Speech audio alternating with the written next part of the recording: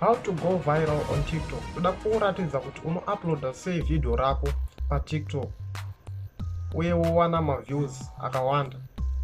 So please, if you are new, please don't forget to subscribe, like, comment and share. So let's break it down. So unovhura TikTok yako.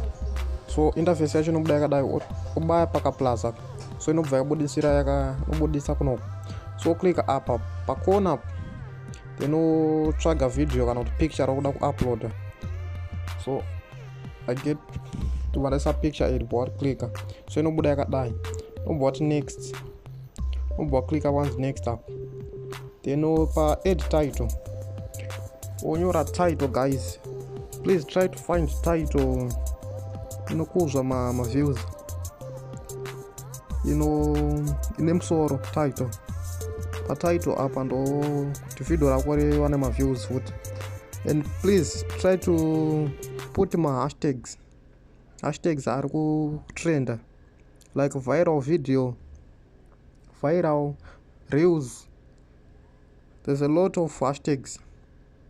Ubaya pakanzi utarisa kuti video rako wapedza kuisa ma hashtags ako.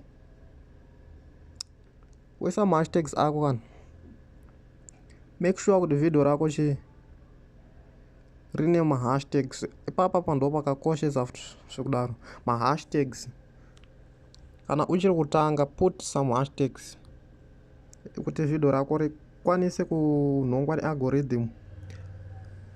So unobhoisa ma hashtags ako. TikTok maybe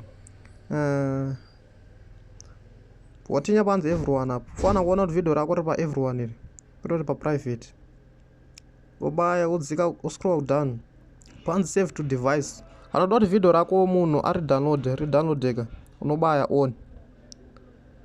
So sezvauri kuona apa, unobaya on. Asi apa panzi watermark chichi apa zvese.